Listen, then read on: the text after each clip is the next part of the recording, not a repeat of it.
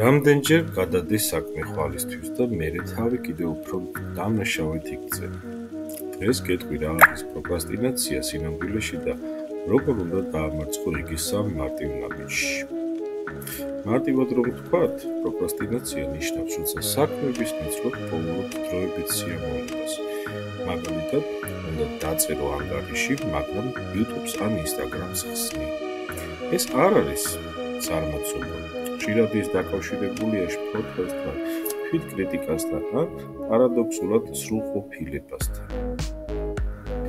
იტყვით, რატომ გვიჭირს პროკრასტინაციის დაძლევა? მაგალითისთვის გეტყვით, რომ გონება ცდილობს თავიდან აიცილოს სტრესი, ამიტომ ვიწევს იმ მომენტში მცირე კომფორტის არჩევა ვიდეოს ყურება, თამაშები, სკროლვა.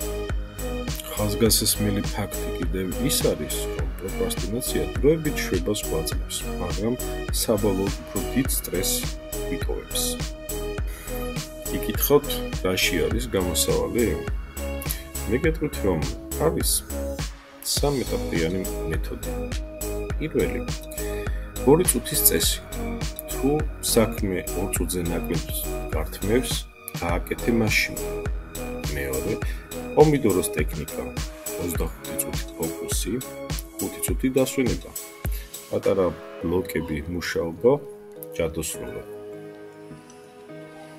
მესამე, პატარა ნაბიჯები, არა სრულყოფილება. ნუ დაიწყებ 20 გვერდიანი პროექტით, დაიწყებ მხოლოდ სათაურით. მოდით შევაჯამოთ. პროკრასტინაცია ყველას გვემართება, მაგრამ თუ გახსოვს, პატარა ნაბიჯები, დროის მენეჯმენტი და 2 წუთის წესი, შენ შეძლებ მის დაწყებას. თუ ეს ვიდეო დაგეხმარათ, გამოიწერეთ არხი Mind Mosaic and ერთად გავაგრძელოთ ჩვენი გონების მოზაიკა.